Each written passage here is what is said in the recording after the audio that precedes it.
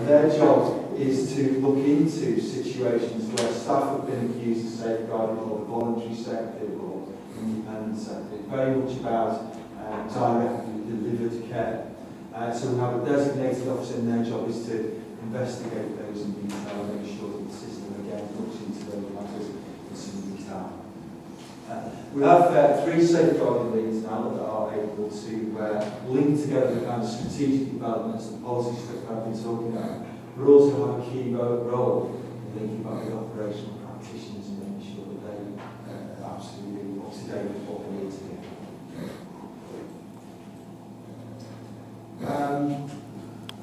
Okay, right, that was a very, so I actually didn't know what, I had no idea what that was, so I had to ask it before I came out. It's working to raise awareness of prevention. It's a government initiative around anti-terrorism. And so the RAP is an anti-terrorist approach, and we have a role in working with key agencies, the police and others, in terms of minimising any potential for vulnerable people to be, if you like, influenced by terrorist groups. But also we need to work with them in terms of any known terrorists. And there has been recently an incident and some quite detailed work around specific individuals being heavily influenced by outside sources. So again, it's a very important piece of work, albeit a very poor acronym. So, I mean, just in summary really, in terms of our approach, then we are much more outward-looking, and that's a very key part of our role, I think, in terms of safeguarding as a board and the work of directorates. And we're moving very much from a focus on safeguarding process to a much more sophisticated approach, which is focused on outcomes for individuals and really putting the person at the centre of the safeguarding process. Thank you very much, Denise. Some days, the one day that I would usually read a newspaper. And yesterday there was a short report in the Observer about older people, and it was estimated that 370,000, this was the national figure, are abused in their own home by carers, relatives, or other family members. And it's very difficult to identify these people or enter into the house, so because the carers can stand in the way from anyone coming in. I just wondered if you had any ideas about tackling this. Yeah, I think first of all, it's a kind of sad indictment on society that we get into that situation. I think one of our key roles as an organisation is to support carers to effectively look after people. And I mean, carers are a considerable benefit to society as a whole. So I think our starting point is a positive one about the role of caring. But we must recognise also that there are situations where people can be abusive to their elders, and there are also situations where we need to take action. Now obviously there are a range of organisations in the safeguarding adults partnership, from NHS through GPs, district nurses, all those sorts of things, as well as ourselves and other departments. So I think, like many other things, the situation's about public awareness, so that people are hearing or recognising unusual things happening in the neighbourhood next door or whatever, and we would hope that people feel able to report those signs to us. There is no right of entry for adult safeguarding, so we're working in the context of really information from other agencies, working alongside police, all of those sorts of things. There was a really piece of work in relation to the new national policy framework that was looking to enhance the safeguarding adults law to make our entry part of that, but that wasn't taken forward because it was seen as a step too far at this stage. So it's all about really safeguarding everybody's business and not just the business of social care. So it's very much about we can act on concerns when they come to us, but we can't just tear someone's house without the care units on the door down. We're not allowed to. We need a change in legislation. Thanks, Chair. Can I just make a comment about that? And I listen with care and the phrase everybody's business. I mean, I think that we do need to explore the barriers that people find when, in fact, they see things that they are unhappy about, whatever their role in society is. And the fact of the matter is that many people, it's a huge step to go to an official, so to speak, police or something like that. And they feel that in fact they become a witness. They might find themselves in a very unfortunate position, especially if it's neighbours or people that they meet regularly at work or wherever it is. And I haven't got any answers to this, but I know there's a problem, and I think it's something that we need to keep revisiting, because in the end, the community know what's going on with this. I don't think we have many instances where people have traveled the service for 10 years or whatever, so we've seen that well. So somebody knows what they can do in the community.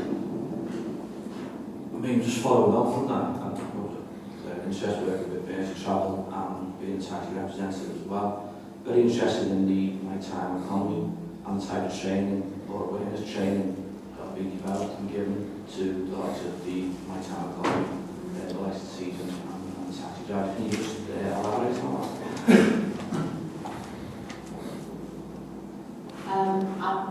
I'm very happy to circulate a programme for people to see the kind of training, because I've not actually seen the programme myself.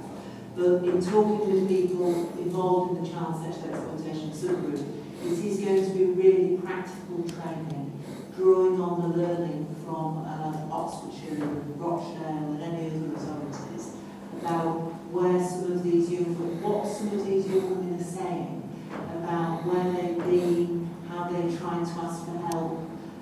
It's often not the social worker or the police officer who are the first people who they go to for help. They have to test out other people. I know in Oxfordshire there was a real issue about a very young girl, 12-year-old, being taken to a hotel. And I think in Oxfordshire it was someone who thought that's an adult screaming or crying at her through the wall, and then noticed it was a youngster and alerted people. So I think the basics of the training will be if there's anything that causes your hairs to stand up on the back of your neck, nothing is too small to report, because it may be a piece of jigsaw, because there may be a number of people, perhaps a teacher at school, a police officer, who've got some fragments of information about the youngster or a group of young people working together. So it will be just giving some very practical clues about you can't assume anything is safe or what it seems to be. It's a sad diamond, but you need to keep your sceptical antennae going in whatever walk of life at work, particularly in the night time. I'm very happy to share the brief, on Side Bay 4 programme with members of this committee of the type of training. Good, proper, useful discussion, I guess. Yeah, I think that would be really useful. Would you be attending the taxi JCC regarding? If you're not, I would suggest we do. I'm not sure about that. Yes. Thanks. One of the things I was going to ask for was a glossary with the reports, because I struggled. I've been writing them down and gone through the day. So that will be handy, because a lot of the things that we're dealing with are new to all of us, and that would be really handy for us. I think we should minimise these acronyms. Yeah. A lot of them are described at the beginning, so a lot of them that aren't. What was it, the LUTH?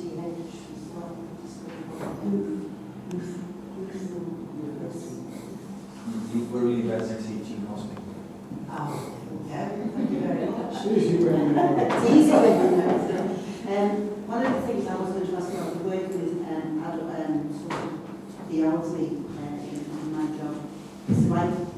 intervention. I talk to people on a daily basis who should have some sort of intervention on a safeguarding,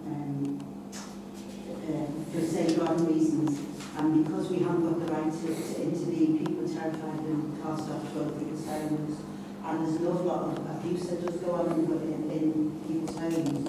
And they're terrified of raising the fact that they are being either financially, verbally or physically abused for fear of losing their carers. And I don't know where we go with it, because as you say, the law doesn't cover this, but there has to be some sort of way of educating people, educating elderly people to their rights at home and their rights to not be abused in their own home. And we're going to come on later on to care homes and how awful some of the states of the care homes are. I think we need to be doing more on how we do it. I think it should be a focus for this committee on how we do improve the quality of older people's lives and intervention when they are being abused on a safeguarding issue. And just to say that whenever we do have reports of anyone at any level of safeguarding concern, they're dealt with absolutely firmly and appropriately. And I do recognise that people sometimes are looking to come forward. And perhaps there's more we can do in terms of really publicising people to safeguarding and enabling people to understand that. And again, in a very similar way to the example that Julie gave, there is something about people's conscience, people's understanding as well, and it's a right for people to be safeguarded, and it should be a right for all of us to live our old age years in dignity. Yeah. Just to wrap that, whenever any of us had to refer and be on safeguarding issues come down, very, very professionally, very quickly. All I'm saying is people with early onset dementia, people who've fallen in their homes who don't recognise that there's a safeguarding issue, we need to do a little bit more on the education of that. That's all. To just go back, Chair, on the question of abuse in the home in general terms, those of us who are involved with the Francis report, and we'll be coming to you in due course with that report on the aspect of it in it was fairly obvious to us that there was abuse happening in hospitals, and it was difficult to establish where that abuse had occurred because people were not prepared to say. And those who did say weren't listened to. And I think one can learn something from that. Here you have a unit of people where this shouldn't happen, and we're talking about the difficulties of what can happen in the home, and as you quite rightly say, also in care homes as well. I'm trying not to be negative, but it does seem that there is a problem.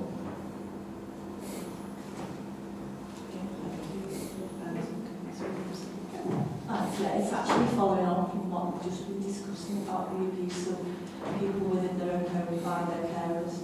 I understand that you can't just turn up and get access. I always imagine that the people who are being abused are petrified of losing their partner, stroke, carer, because they haven't got any independence to try and afford a life on their own. So how are you actually alerted to the fact that somebody may be being abused by their carer? Perhaps this is an area that this could look at in some more of that, because it seems to be sort of an area that comes in the remit of domestic abuse, but it's actually a separate part. So I was wondering, how is it other agencies that how does it sort of come out so that we know that it's going on? Well, I think the sort of drive from people is that we don't always know, and so that's difficult because a lot of things happen behind closed doors that no one knows about, and I think we have to accept that's the way things are.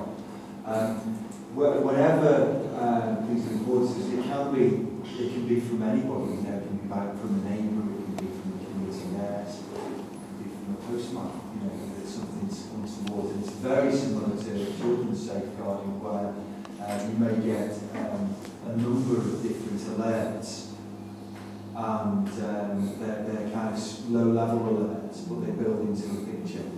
And I think, one of those circumstances, then we can take action, we take action with the police. It's a joint responsibility to act and to check that someone's okay. So we do act in those circumstances. I think it leaves those alerts though, and the key thing for us is really being able to ensure that people feel confident that they can alert, rather than they feel concerned about whether there's going to be some impact back onto them as an alert. I think, Charlie, only little bit I'd add is, and I agree with what Graham says, it spans across children and adults, it's to constantly challenge in the core professions that we're not, there's not a sense of inertia, or well, it's only another relative saying the same thing again. And it's just keeping it absolutely fresh and making sure through whatever supervision arrangements we have, be it the health service, the local authority, you're constantly challenging. Have you put all these pieces of information together? What's the history telling us? Because the backstory and the chronology you hear time and time again, police, the authority, that have we really scrutinised all that information, we might find them to do something. So it's never thinking anything is too little or too disregarded. The board chair, if I may, I don't know, the board agencies aren't allowed to racially profile. Are we allowed to socially profile, and would that help? So in relation to Vulnerable individuals, both adult and children.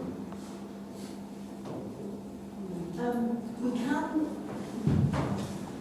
I think social profiling does go on in terms of determining what kind of services people want, determining, sounds sinister, determining the links of Well, sorry, I should just is it legal? That's not, I would like us to press the boundaries as far as we can to intervene as early as we can, but clearly operating within the law.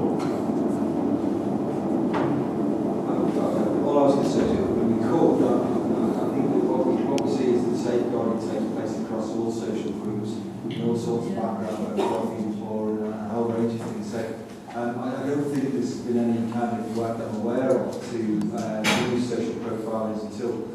Having said that, there's work we can do in terms of targeting our resources, if we've got particular concerns in particular areas, and working particularly also with partners such as the police to do that.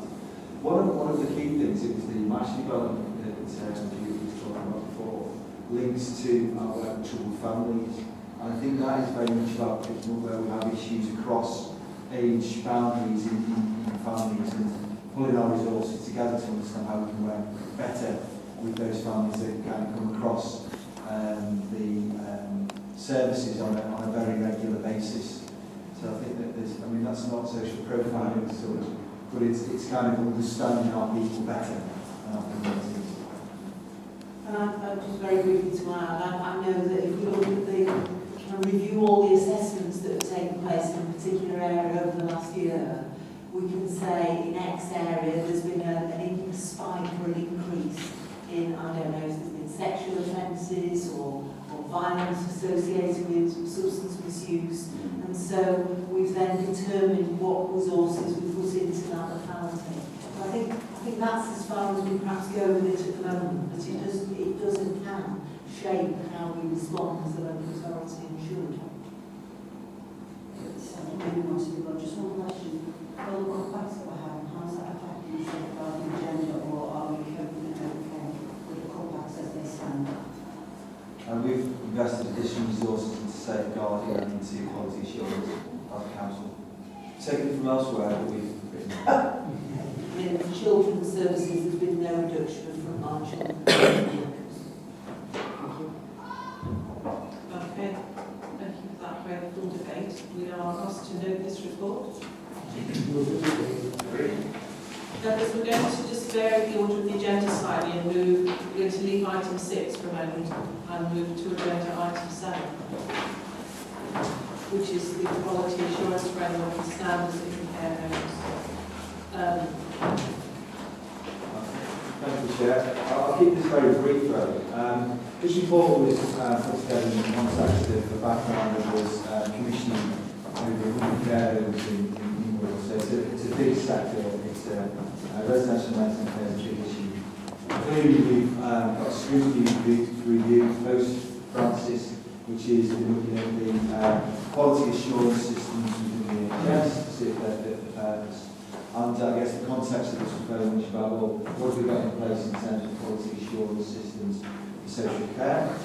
And the report describes the services in place. It describes the links in terms of the roles and responsibilities of both the local authority quality assurance team, but also new organisations such as Health Watch and the CQC in terms of their regulatory role.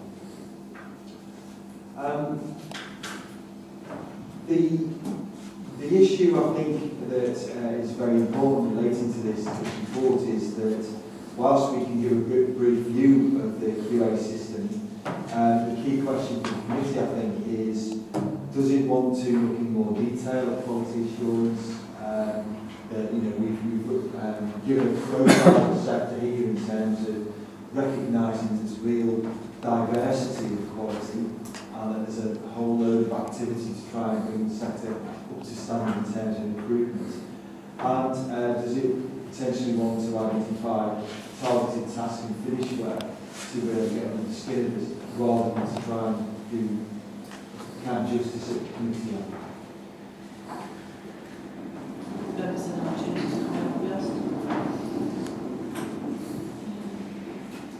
I think I sort of alluded to this before. The care of the elderly is going to be one of the biggest things that we're going to be dealing with. If you look on page 77 in